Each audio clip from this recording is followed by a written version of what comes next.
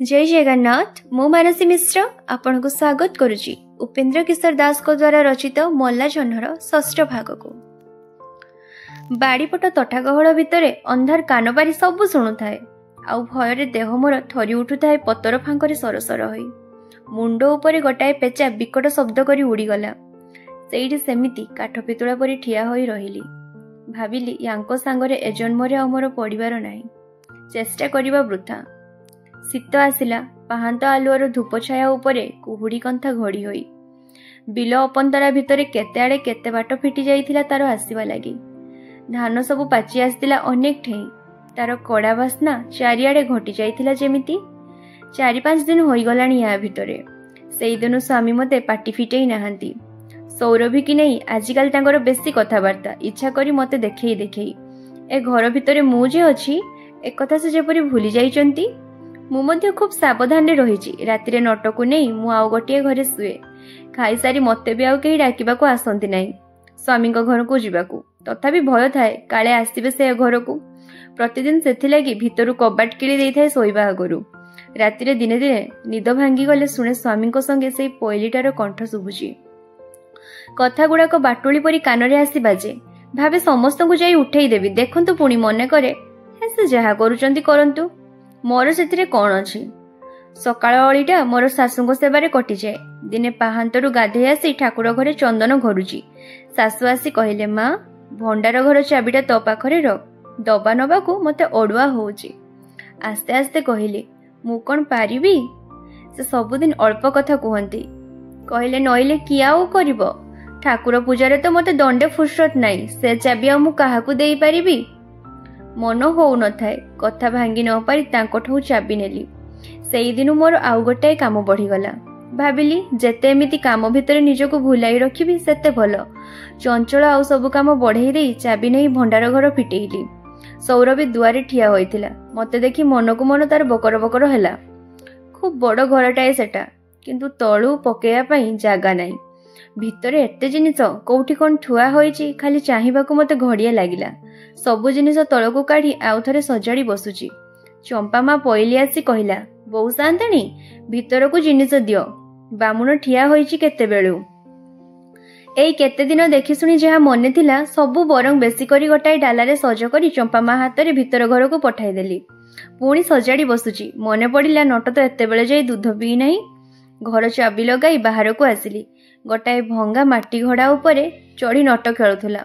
मते देखि पाखक आसी कहिला नुआ मां गोटाए भल घोड़ा किनिदे मते। कहली हो किनिदेबी मो सुनाटा परा दूध पी देबू। दबु किणी सत कहनी मो राण पकानी। कहिली देबिलो मो घर भितर नटकू दूध पेई दउची। भितर घरु सौरभी पाटी सुबिला ये सबु कौन पिंड बड़ा हेची ना सीधा मो चाउल डाली केईटा आंगुठी आगरे गणी हबो। आलू नाही पियाज नाही। आम बाबू कौन एया नगेई भात खाइबे। आसुचंदी तो 12 अरक्षित घरु सीधा सजाड़ी जदि न आसे चाबिटा अंटारे मारी बुलिबार एते शौक काईकी। एते गुड़ाए अपमान एते लोकंको आगरे गोटाई चाकराणी मुहरु। मन होउथाए एई मुहूर्तरे ताकू ए घरु बाहर करिदेबाकू, किंतु किछि उपाय नाही। सेठी तुनी होई बसी बसी निजर आगरे निजे जली गली। नट डाकिला नुआ मां ए सौरभीटा भारी कली हुड़ी नुहे। जोरे निश्वास पकाई कहली हाँ तू पी दे। शीत दिनर कौळ खरा कठा उहाड़े बंका होई दूर जाई लंबी पड़िथिला। द्विप्रहर खिया पिया सारी समस्ते किए कोउठी सोई पड़िलेनी। मो घरे मु एका सोई नथिली।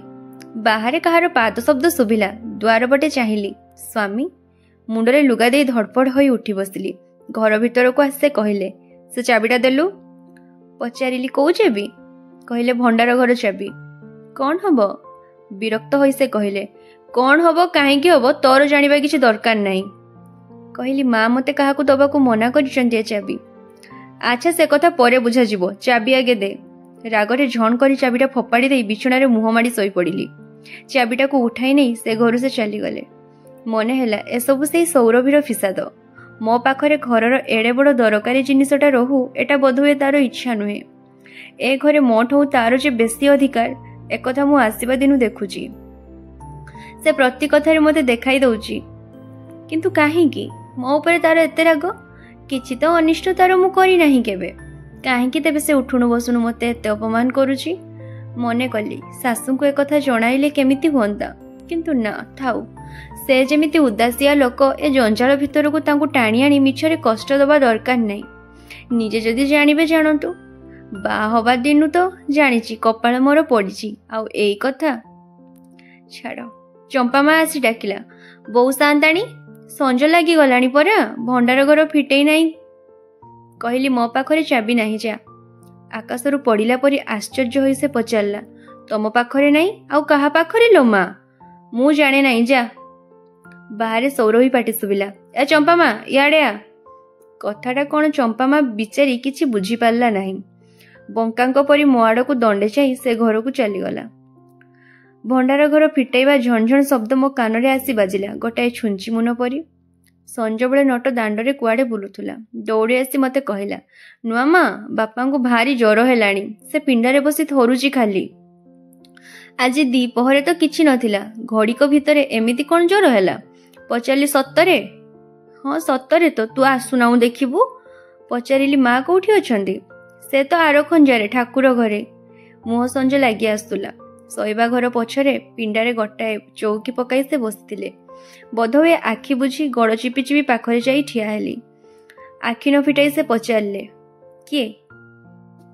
ଦିହରେ ହାତ ଦେଇ ଦେଖିଲି, ନିଆଁ ପରି ତାତିଛି। କହିଲି, ଆସ ଘରକୁ। ତାଙ୍କ ଶୋଇବା ଘରେ ଖଟ ଉପରେ ବିଛଣା ପକେଇଦେଲି। ଆସି ଚୁପ୍ ହୋଇ ଶୋଇଲେ। ଘର କବାଟଟା ଆଉଜି ଦେଇ ବାହାରକୁ ଆସିଲି। ଚମ୍ପା ମାଙ୍କୁ କହିଲି, ଯାଅ ତ ମାଙ୍କୁ ଡାକିଦବ। ଆର ଖଞ୍ଜାରୁ ଫେରିଆସି ଚମ୍ପା ମା କହିଲା, ସାନ୍ତାଣୀ ଠାକୁର ଘର ଭିତରେ, ଭିତରୁ କବାଟ ଦିଆ ହେଇଛି। ସୌରଭୀ ଧାଇଁ କାହିଁ? ସେ କହିଲା, କିଏ ଜାଣିଲ ମା, ସକାଳ ପହରୁ କୁଆଡ଼େ ଯାଇଛି କିଏ ଜାଣେ। ଜ୍ୱର ବାଉଳାରେ ଭାରି ବ୍ୟସ୍ତ ହେଉଥିଲେ ସେ। ବାହାରୁ ମୋତେ ସବୁ ଶୁଭୁଥିଲା। ପାଖରେ ଯାଇ ବସିଲି।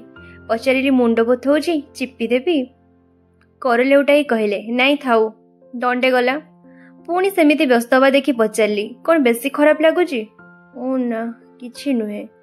ନିଦ ଅଳସରେ ହାତଟା ତାଙ୍କର ମୋ କୋଡ଼ ଉପରେ ଆସି ପଡ଼ିଲା। ଘୁଞ୍ଚି ଗଲି ନାହିଁ, ଚୁପ୍ ହୋଇ ବସି ରହିଲି। ସେତେବେଳେ ବିଛଣା ଉପରୁ ଟିକେ ମୁଣ୍ଡ ଟେକି ସେ ଡାକିଲେ, ସତୀ ଗଲୁଣି କି? ମୁହଁ ପାଖରେ ତାଙ୍କର ନଈ ପଡ଼ି ପଚାରିଲି, କ'ଣ? ସୌରଭୀ କାହିଁ, ଟିକେ ଡାକିଦେଲୁ। ହଠାତ୍ ଟାଣ ହୋଇ କହି ପକାଇଲି, ମୁଁ କ'ଣ ତାକୁ କାନିରେ ବାନ୍ଧି ବୁଲୁଛି? ସେ ତୁନି ହୋଇ ରହିଲେ। କବାଟ ଆଉଜେଇ ଦେଇ ଦୁମ୍ ଦୁମ୍ ହୋଇ ସେ ଘରୁ ଚାଲି ଆସିଲି। ରାତି ବେଶୀ ହୋଇଗଲା। ସୌରଭୀ ସେତେବେଳେ ଯାଇ ବି ଫେରିଲା ନାହିଁ। ଭାବିଲି, ଦିହ ବ୍ୟସ୍ତ ତାଙ୍କର, ଏତେବେଳେ ରାଗ କରି ରହିବି ଗୋଟାଏ କ'ଣ? ଛି ଛି। ମା ସେତେବେଳେ ଯାଇ ଠାକୁର ଘରୁ ବାହାରି ନଥିଲେ। ପୁଣି ସ୍ୱାମୀଙ୍କ ଘରକୁ ଯାଇ ଗୋଡ଼ରେ ତାଙ୍କର ହାତ ବୁଲାଇ ଦେଲି ପାଖରେ ବସି। ଛାଇନି ତ ତାଙ୍କୁ ଲାଗି ଆସୁଥିଲା ବୋଧହୁଏ। କେତେବେଳେ ପଚାରିଲେ, କିଏ ସୌରଭୀ? କହିଲି, ନାଇଁ ମୁଁ। ମୁହଁ ଟେକି ଥରେ ସେ ମୋ ଆଡ଼କୁ ଚାହିଁଲେ। ତାପରେ କ'ଣ ବିଚାରି ଗୋଡ଼ଟା ମୋ ପାଖରୁ ଟାଣି ନେଲେ। ଅପମାନର ଗୋଟାଏ ତୀବ୍ର ଅନୁଭୂତି ମୁଣ୍ଡ ଭିତର ମୋର ଓଲଟ ପାଲଟ କରିଦେଇଗଲା। ଭାବିଲି ଲୁଚିଯିବି। କବାଟ ଫିଟାଇ ସୌରଭୀ ଭିତରକୁ ଆସିଲା। ଘର ଭିତରେ ଆଲୁଅ ଟିକେ କମ୍ କରିଦେଇ ଭିତରୁ କବାଟ କିଳିଦେଲା। ତାପରେ ଖଟ ପାଖକୁ ଆସି ମୋତେ ଦେଖି ଯେମିତି ହଠାତ୍ ଚମକି ପଡ଼ିଲା। କିପରି ସେ ଘରୁ ଚାଲିଗଲା। ଗୋଡ଼ ତଳେ ସାପ ଦେଖିଲେ ଲୋକ ଯେପରି ସେ ଘରୁ ପଳାନ୍ତି, ଠିକ୍ ସେମିତି। ସ୍ୱାମୀ ନିଦରେ ଶୋଇନଥିଲେ। ବୋଧହୁଏ ସବୁ ଦେଖିଲେ, କିନ୍ତୁ ଶୋଇବା ବାହାନା କରି ପଡ଼ି ରହିଲେ ଲାଜରେ। ମୋତେ ବି ଭାରି ଅଡ଼ୁଆ ଲାଗିଲା ସେଠି ବସି ରହିବାକୁ। ମୋ ଘରେ ଆସି କବାଟ କିଳି ଶୋଇଲି। ଭାବିଲି, ଦୁହିଁଙ୍କ ରୁଚି ଭିତରେ ଯୋଉଠି ଏତେ ପ୍ରଭେଦ, ସେଠି କୋଉ କାଳେ କ'ଣ ୟାଙ୍କର ମୋର ପଡ଼ିବ।